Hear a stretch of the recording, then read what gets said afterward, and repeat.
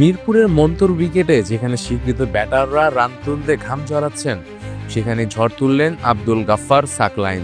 পুরো বিপিএল আসর জুড়ে যাকে দেখা গেছে বল হাতে প্রতিপক্ষকে ঘায়েল করতে, আজ কোয়ালিফায়ারের মতো মহাগুরুত্বপূর্ণ ম্যাচে তিনি আবির্ভূত হলেন ফিনিশার রূপে। দলের বিপর্যয়ের মুহূর্তে 15 বলে 32 রানে এক বিস্ফোরক ইনিংসের কল্যাণেই রাজশাহী ওয়ারিয়র্স স্কোরবোর্ডে 133 রান তুলতে সক্ষম হয়েছে। তিনটি বিশাল ছক্কা আর দুটি চারে সাজানো তার এই ইনিংসটি ছিল লো স্কোরিং ম্যাচের প্রেক্ষাপটে সোনার চেয়েও দামি। উইকেটে এসেই কোনো জড়তা না রেখে বোলারদের উপর চড়াও হন সাকলাইন। টেপ টেনিস ক্রিকেট থেকে উঠে আসা এই ক্রিকেটারের পাওয়ার হিটিং দক্ষতা যে কতটা ভালো তার প্রমাণ মিলল আজকের বড় মঞ্চে।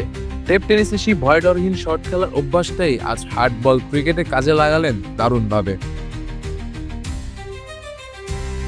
মূলত বোলার হিসেবে দলে জায়গা করে নিলেও আজকের এই ক্যামিও ইনিংস প্রমাণ করল ব্যাট হাতেও তিনি দলের অ্যাসেট হতে পারেন।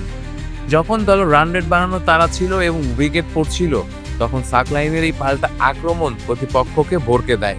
তার এই 15 বলের ঝড়ের উপর ভর করেই রাজশাহী ওয়ারিয়র্স সম্মানজনক স্কোর দাঁড় করাতে সক্ষম হয়েছেন। শেখ মেহেদী হাসান, ডি স্পোর্টস।